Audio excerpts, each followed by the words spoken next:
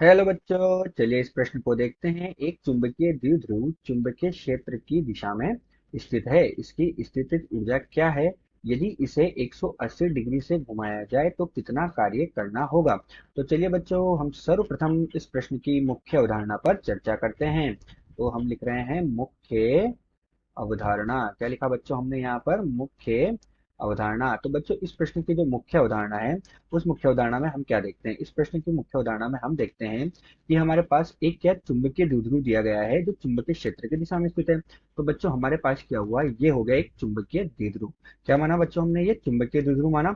और ये चुंबकीय द्विध्रुव हमारे पास क्या है? ये चुंबकीय क्षेत्र हो गया बच्चों। तो हमने चुंबकीय द्विध्रुव को चुंबकीय क्षेत्र में रखा, तो ये तो हो गया चुंबकीय क्षेत्र बी। ये हमारे पास क्या हो गया? इसका उत्तरी ध्रुव।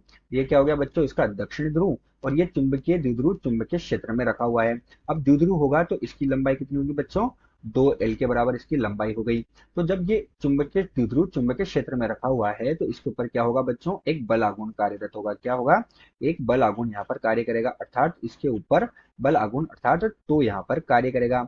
तो बच्चों, ये माना ये द्विध्रुव जो है ये चुंबकीय क्षेत्र में थीटा कोण पर रखा हुआ है। तो इसकी मुख्य अवधारणा ये है कि द्विध्रुव को चुंबकीय क्षेत्र में रखने पर उस पर एक बलागुण कार्य करता है। तो चलिए बच्चों, अब हम मुख्य अवधारणा के आधार पर प्रश्न को हल करते हैं। तो यहाँ हम लिख रहे हैं प्रश्न को हल। अब प्रश्न के हल में बच्चों हम क्या देख रहे हैं कि इस पर जो बलागुण कार्य करता है तो वो बलागुण तो होता है जिसका मान कितना होता है? m गुणा b गुणा साइन थीटा के बराबर होता है। जहां बच्चों m हमारे पास क्या है? m हमारे पास चुंबकीय आघूर्ण होता है।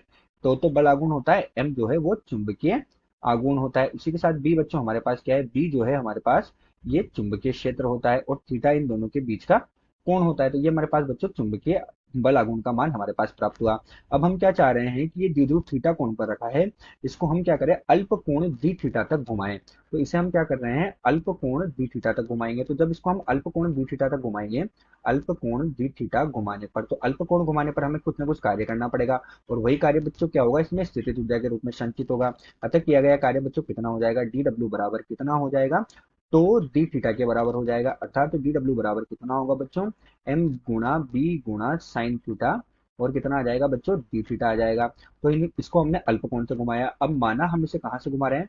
माना हम इसे 90 डिग्री से, अर्थात थीटा बराबर पाई/2 से थीटा बराबर 0 डिग्री तक हम इसे घुमा रहे हैं। तो यहाँ से यहाँ तक बच्चों हम क्या करेंगे? इसका समाकलन कर देंगे। तो इसका समाकलन कर रहे हैं बच्चों हम डी डब्ल्यू बराबर, दोनों तरफ समाकलन करेंगे तो ये एम और बी तो हमारे पास नियतांकों का बाहर आ जाएगा। ये हम समाकलन कहाँ से कर रहे हैं? पाई/2 से 0 डिग्री तक। तो बच्चों यहाँ पर क्या होगा? साइन थीटा और डी थीटा। अब बच्चों साइन थीटा का समाकलन क्या होता है हमारे पास? इधर तो हो गया डब्ल्यू।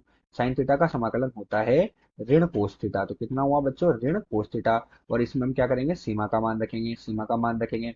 अब जब हम इसमें सीमा का मान रखेंगे तो हमें जो किया गया कार्य है, वो किया गया कार्य बच्चों कितना प्राप्त होगा? वो प्राप्त होगा ऋण एम गुणा बी गुणा कोस थीटा के बराबर प्राप्त होगा। अतः हम क्या किया? हमने इस द्विध्रुव को थीटा बराबर पाई/2 से थीटा बराबर 0 डिग्री अर्थात डी थीटा अल्प कोण पर घुमाया। तो किया गया कार्य ऋण एम गुणा बी गुणा कोस थीटा के बराबर प्राप्त हुआ। और किया गया कार्य बच्चों क्या होगा? स्थितिज ऊर्जा के रूप में संचित होगा। अतः किया गया कार्य डब्ल्यू बराबर यू स्थितिज ऊर्जा बराबर एम गुणा बी गुणा कोस थीटा के बराबर प्राप्त होगा। तो बच्चों, ये तो हमारे पास क्या हुआ? इस प्रश्न का पहला भाग हुआ जिसमें हमसे क्या पूछा गया है कि द्विध्रुव की स्थितिज ऊर्जा क्या होगी। अब इसमें हमें क्या कहा गया कि यदि इसे 180 डिग्री से घुमाया जाए तो कितना कार्य करना होगा? तो बच्चों, इसे 180 डिग्री से हम घुमाएंगे, लेकिन उससे पूर्व हमें क्या कहा गया है? उससे पूर्व ये स्थायी संतुलन में है। और जब ये स्थायी संतुलन में होगा तो थीटा कितना होगा बच्चों? 0 डिग्री होगा। स्थायी संतुलन की स्थिति में क्या होगा बच्चों? जब हमें ने इसे घुमाया नहीं है अर्थात कि स्थायी संतुलन में है, तो थीटा 0 डिग्री होगा। अब थीटा 0 डिग्री होगा तो जो स्थितिज ऊर्जा है उसका मान या किया गया जो कार्य है उस किए गए कार्य का मान हमारे पास कितना होगा? ऋण एम गुणा बी होगा, क्योंकि कोस जीरो का मान 1 हो जाता है। और अब बच्चों, अभी हम क्या कर रहे हैं? इसे 180 डिग्री से घुमा रहे हैं। जब 180 डिग्री से घुमाएंगे तो बच्चों इसका मान यू डैश मान लिया। और ये कितना हो जाएगा? ऋण एम गुणा बी। और कोस 180 का मान कितना होता है बच्चों? ऋण 1 के बराबर होता है। अतः इसका मान कितना होगा? एम गुणा बी के बराबर होगा। तो बच्चों, इसको थीटा बराबर 0 डिग्री से थीटा बराबर 180 डिग्री तक घुमाने में किया गया कार्य वो कितना होगा बच्चों? डब्ल्यू हो जाएगा। और डब्ल्यू किसके बराबर हो जाएगा हमारे पास? यू डैश और ऋण यू के बराबर हो जाएगा। ये कितना है बच्चों? एम गुणा बी है। ये ऋण और ये ऋण एम गुणा बी है, अर्थात जो किया गया कार्य है वो कितना हो जाएगा? 2 गुणा एम गुणा बी के बराबर हो जाएगा। किया गया कार्य कितना आया बच्चों? 2 गुणा m गुणा b के बराबर आया। अतः दिए गए प्रश्न में हम क्या कर रहे हैं, इस द्विध्रुव को थीटा बराबर 0 से थीटा बराबर 180 तक घुमाने में किया गया कार्य 2 गुणा m गुणा b के बराबर प्राप्त हुआ। आशा करते हैं आपको प्रश्न समझ आया होगा। धन्यवाद।